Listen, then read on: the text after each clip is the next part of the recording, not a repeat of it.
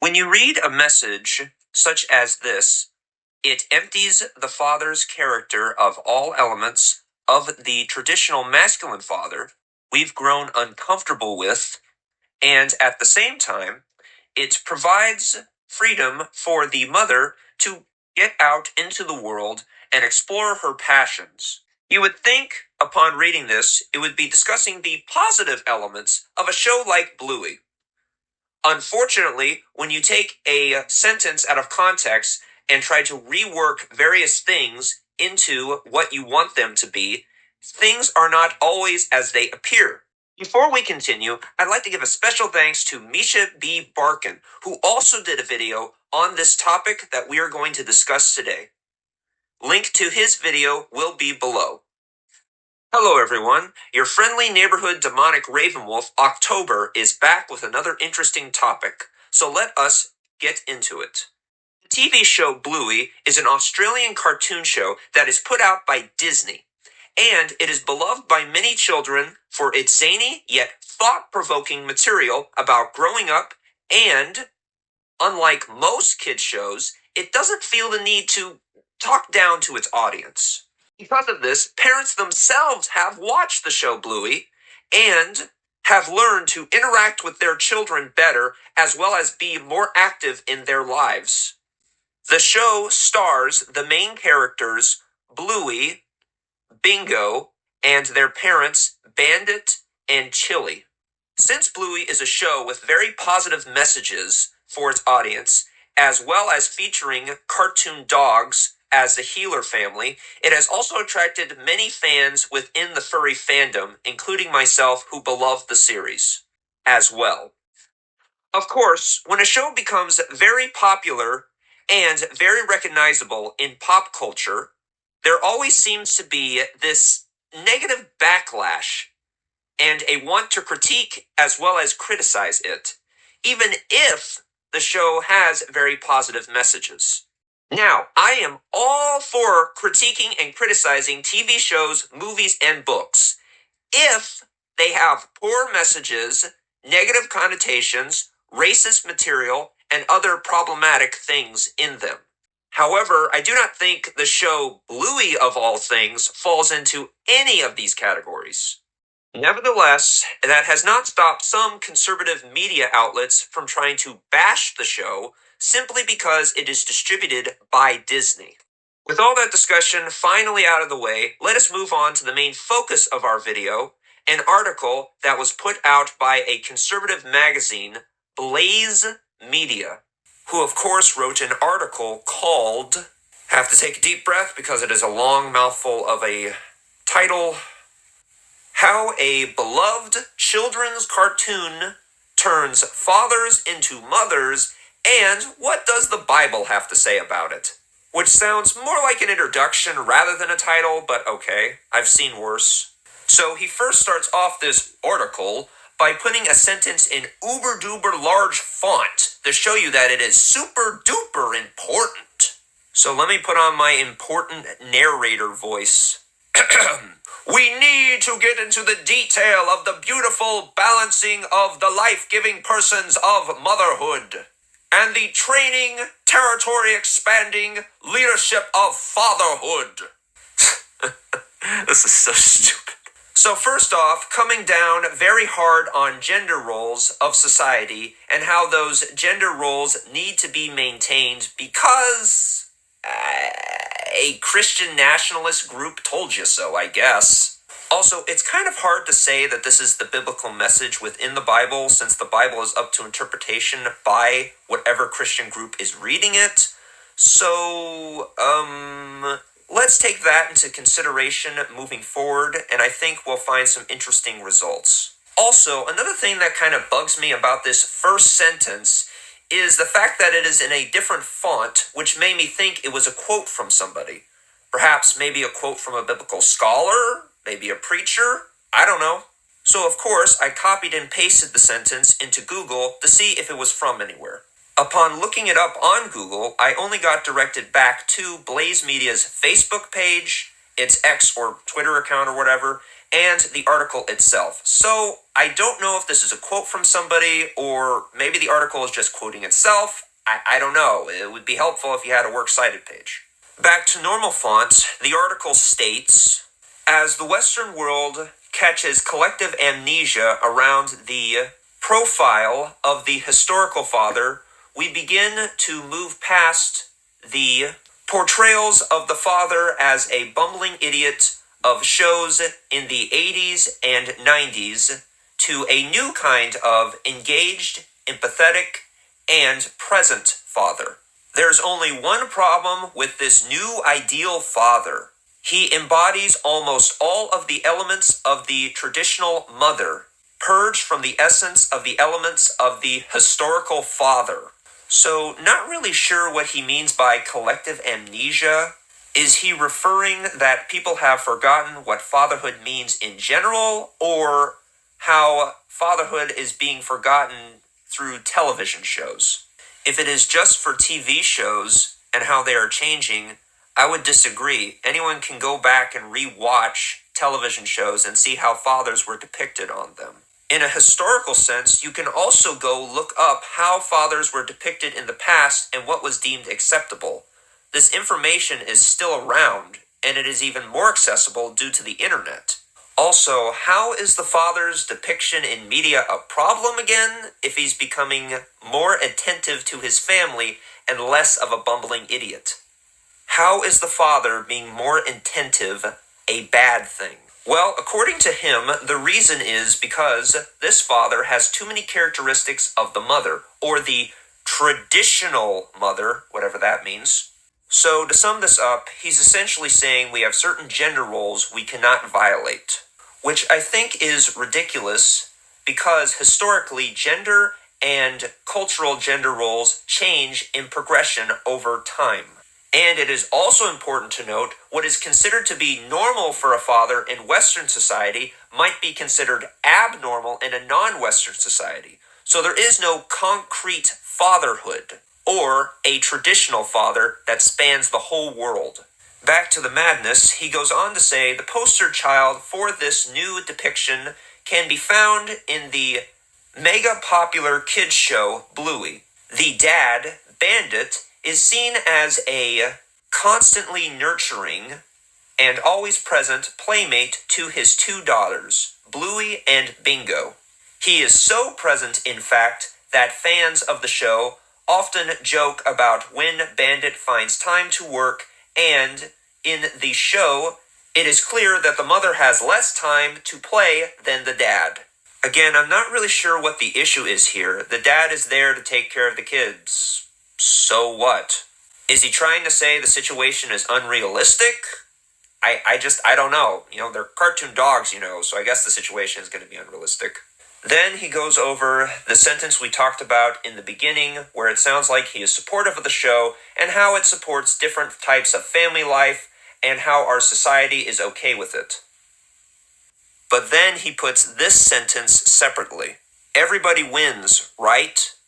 Well, it depends. Once again, the article goes back to uber-duper important mode by featuring big, bulky lettering font with this sentence.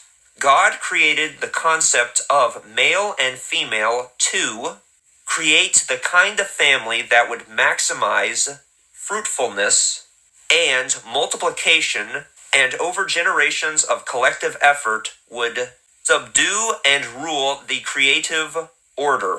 Once again, after reading this in an unusual font, I went to Google to see if this was used in any other instances. And, of course, it led me back to Blaze Media. However, upon doing research to find this quote, I did find an interesting article that said that being an attentive father is important for a Christian lifestyle, so the complete opposite about what this article is saying. Up to interpretation. Meanwhile, back to regular font. It depends on whether there is an objective ideal of fatherhood and motherhood, and if there is then a symbolic depiction seeking to reverse these profiles are problematic. Embracing these kind of portrayals especially in a highly symbolic media like a cartoon, will go a long way in shaping our intuition around the essence of these roles. Once again, I am going to state that gender norms depend on the culture and time they are being expressed. They are not concrete constructs that have always been the same. They are subjected to change over time. Now today, almost no one thinks that there are objective ideals to these archetypes.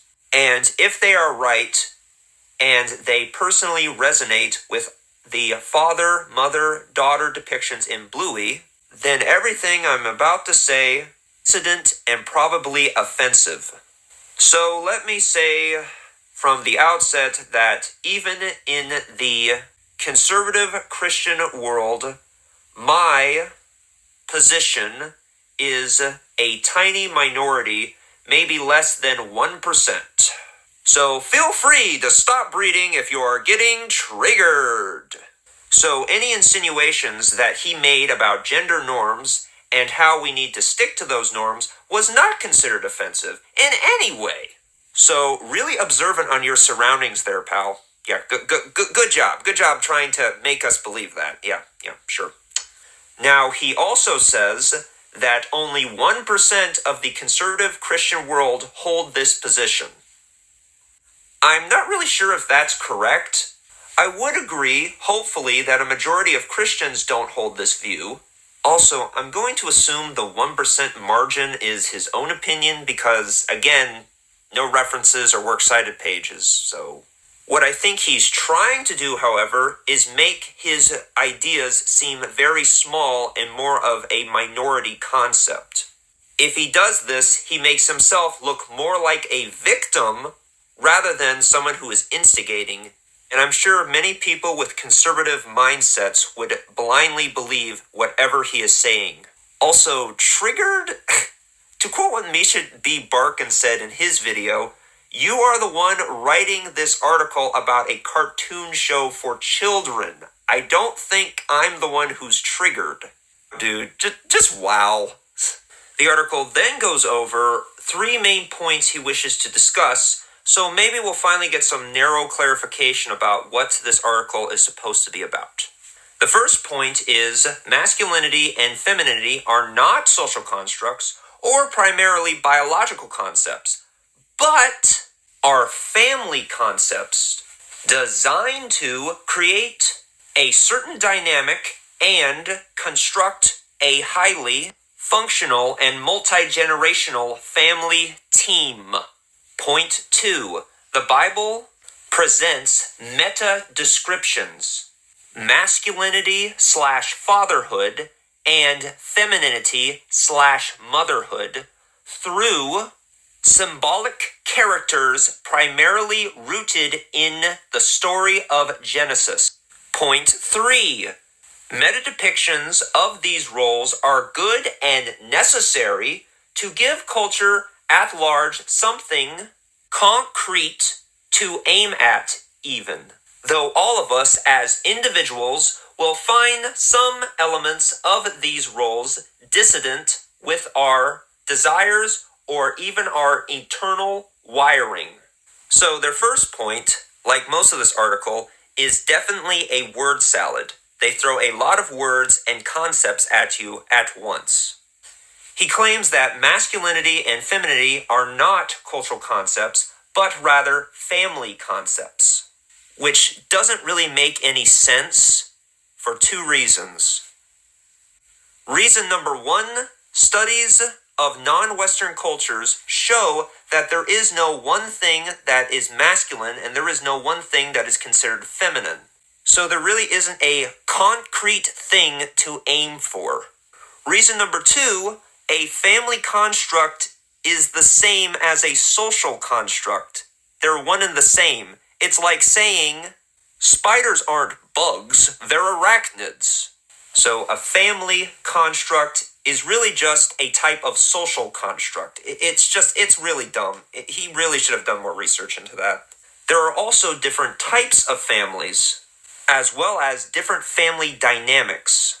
such as the nuclear family, which I'm pretty sure is what he's referring to, the extended family, the non-traditional family, and the non-family household. These, of course, are only the few family dynamics we see in the world, and it depends on the different cultures as well as different areas of the world they are from. And they are also not concrete and subjected to changes in society.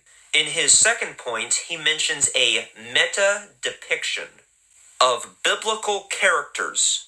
Essentially, this just means he's going to take elements from biblical text and describe them in a certain way that he believes is necessary for people to emulate. So it's not what the Bible actually says, but more about what he believes in a theological sense the Bible means. The problem with this is, essentially, you're just storytelling, so you can essentially make up whatever you want. In his third point, he mentions meta-depictions once again as being necessary and good. Once again, as I said before, I think what is written in the Bible is strictly up to interpretation by theologists, and even theologists debate what is considered to be quote-unquote correct in some biblical texts. In this point, he also says that elements of these roles are dissonant with our inner desires or even our inner wiring. So essentially, if you have different feelings or different emotions of how you believe your family should be, it's most likely incorrect. Also, why would an intelligent designer put those contradictory ideas in us? It's a little bit sadistic. After these three flimsy points they present in this article, they then go on to claim, when God created man and woman, he gave them a purpose to be a family team and also revealed the gender roles to them. However, the Bible verse that the article uses does not mention gender roles or family dynamics, or now, as they're putting it, family teams. I shall read the verse the article uses as follows. So God created man in his own image. In the image of God, he created him. Male and female, he created them. And God blessed them. And God said to them, be fruitful and multiply, and fill the earth and subdue it, and have dominion over the fish of the sea, and over the birds of the heavens, and over every living thing that moves on the earth. Of course, after quoting this verse, he then backpedals his idea about the gender roles being listed in the verse by saying it doesn't actually say what the gender roles are. It seems that he had an idea here, but he had to abandon that idea because the text doesn't actually say anything about male or female roles.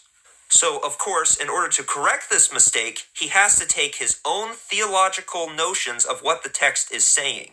And so, he emphasizes 4 words in the text.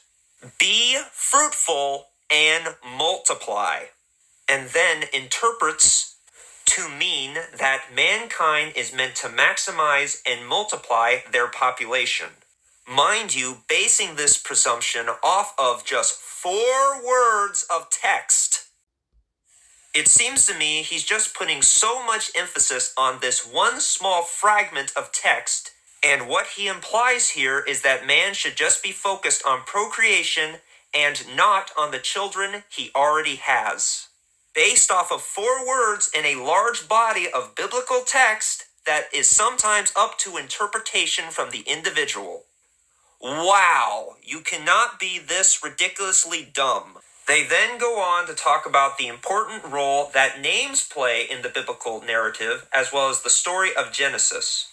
Basically, he's just taking the popular concepts of what theologists say names mean, then reworking them to fit his hypothesis of how he believes that men should be. As I did in the beginning of this article, when you take things such as names or whole sentences out of context, you do not end up with the whole picture. You only get fragments of narratives, and considering that a majority of this is up to interpretation from the theologist or religious organization, these ideas are not necessarily concrete.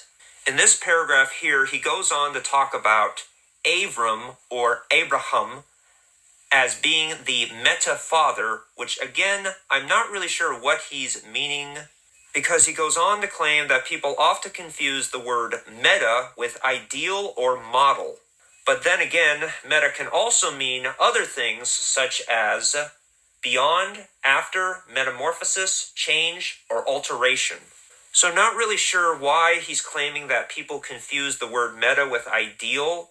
He kind of just goes off on this topic and it just leads to another word salad, so doesn't really add to much. The final thing he talks about in his section involving biblical fathers is his astonishment that Middle Eastern cultures have different understandings of what fatherhood is than Western cultures. Almost as if they're social constructs or something based off of the culture and the surroundings and the time period. And to be honest, how can you be this dumb not to realize that? It is just truly embarrassing that he is talking about how there are different cultures having different ideas about what fatherhood is and doesn't make a connection that different cultures might have different belief structures as well as different customs than our own. After going through all that ridiculousness of meta-fathers, religious fathers, biblical fathers, whatever, gender roles, I bet you're wondering, what does any of this have to do with the show Bluey? Well, finally gets to his criticism of the Bluey television show. Once again, to emphasize the importance of the sentence, he puts it in big red lettering. You might think Bluey is a wonderful depiction of fatherhood, but please do not be naive about the power of symbolic depictions, especially ones aimed at children. I think he feels the need to put these in large, bulky lettering because he wants to see himself as an authority on what he's talking about. However, it just comes off as being very self-absorbed and not having any understanding of what's going on. He goes on to say because his daughters watched an episode and then he watched an episode, I guess now he understands everything about the show and can make a unbiased conclusion that it doesn't represent Christian fatherhood somehow. Okay, seems like you need to do more research, but okay. He then refers back to what he said earlier about Abraham being the metafather, and then says something which, shocker of shocks, is very strange. When I'm in the Middle East, I see it everywhere. All good and toxic depictions of fatherhood I see from those natives to this region. I recognize from coming from the Abrahamic stories. It is incredibly hard to see in the Christian West. Is he talking about how the toxic fatherhood is a good thing? I don't know what he's talking about. It just doesn't really fit with anything. Once again, we see a reiteration of what was said in the big red lettering earlier, how we shouldn't be naive to kids programming. And this I kind of agree with. There is what's called content farming, where people will use characters from other TV shows and try to target them towards children. And because they feature characters that children are familiar with, they capture child's attention spans and they are watched. And even worse, until recently, they were advertising products to children. This is indeed a major issue in child media. But interestingly, there is a solution to this, and ironically, it is found in Bluey's interpretation of fatherhood that the writer of this article is so angry about. That solution is being attentive to your children and pulling them away from their tablet or phone once in a while. As depicted in the show Bluey, Bandit takes his children to parks, plays with them in their imaginary games, and is very attentive and loving towards them. Interestingly, he then goes on to state that we shouldn't be naive to symbolisms in the Bible, saying that certain numbers like 12 and 7 go over our heads. However, I disagree because I think sometimes people put too much emphasis on numbers and various symbolic meanings in the Bible.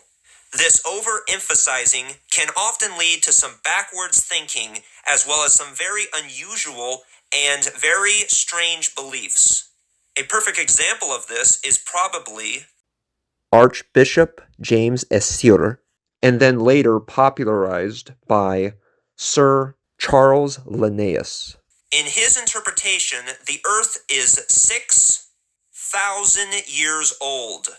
Due to this interpretation, some people to this day still believe this, even though current geological estimates show that this is completely incorrect.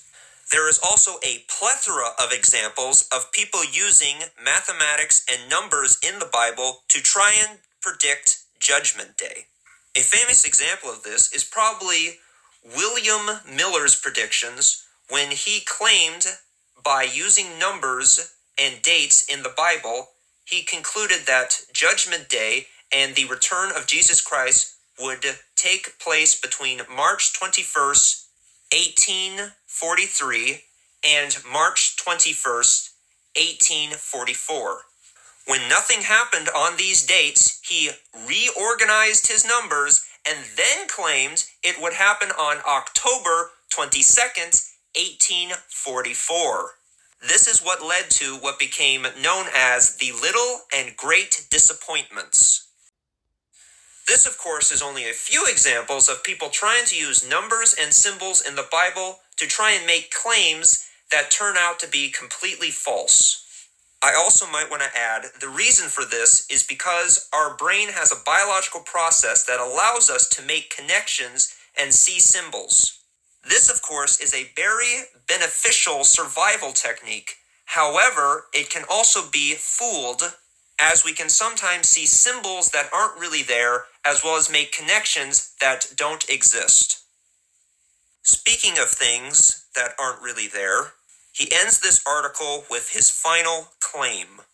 And in the same way, creating a daughter named Bluey using the color blue is totally lost on us.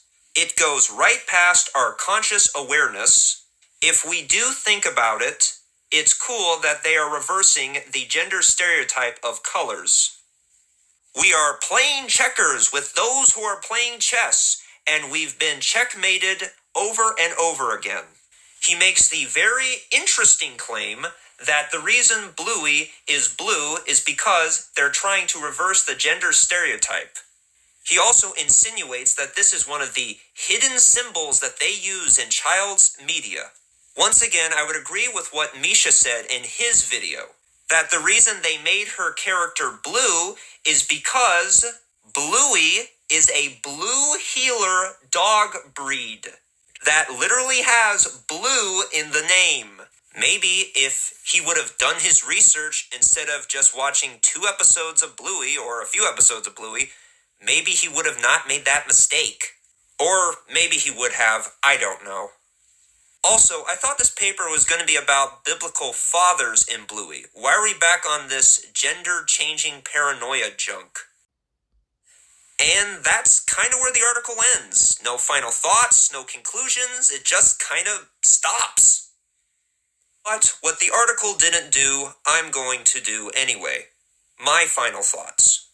This article seems to use a lot of different ideas and smashes them together to try and form something kind of cohesive, but it comes out as being more disjointed about what it wants to talk about.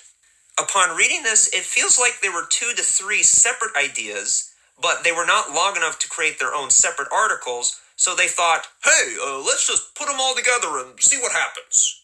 I mean, seriously, first he wants to talk about how Bluey does not depict biblical fathers, which he's basing off of 4 words that he finds in Genesis. Then it also seems to want to talk about, in some places, about masculinity and femininity and gender norms, but doesn't really follow through with that. It then goes back to criticizing Bluey and how we do not understand symbolism and how we are naive about symbolism. However, in some ways, he also kind of wants us to be naive, especially of symbolisms in the Bible, and place great importance on numbers and dates, which, as you know, in the past people have done, and that have led to ridiculous claims. But I think the biggest issue with this article is that literally every single sentence comes off as being a big word salad and being very presumptuous. It doesn't really elaborate on many of its topics that are being discussed. It is as if they expect the reader to just blindly agree with everything that is being said and stated. Where the article comes off as being very presumptuous and big-headed is in the parts where it feels a need to quote itself by highlighting its words as if they are the most groundbreaking sentences ever spoken, which I believe is the whole point of this article. It is not meant for somebody like me, or meant for someone who is on the fence. It is meant for someone who already believes in these ideologies and who's willing to accept them and blindly believe what is being written despite how contradictory some of the sentences and incomplete some of the thoughts are. Well, guys, I'm not gonna lie, that was a real tough read through, especially the parts where the sentences began with and they were broken up into their own separate sections. I don't think that completely violates the rules of the English language, but it's just something I don't really like to see in an article. But what are your thoughts on this? Do you think the show has hidden symbols, or are you like me and think that if you put too much emphasis in looking for symbols, you're gonna find them? Let me know in the comments below. Like and subscribe, and I'll be seeing you soon. Hey, if you enjoy our content, maybe you would like to help us support our channel. Every little bit helps. I would also like to give a special shout out to the amazing artist who did the extraordinary character stills we used in this video. The ever incredible Bleptarts. Definitely check out their artwork if you get the chance. Also, if you're interested in the flittering thoughts that go upon in my brain, consider following us on Blue Sky. And thank you once again for your support.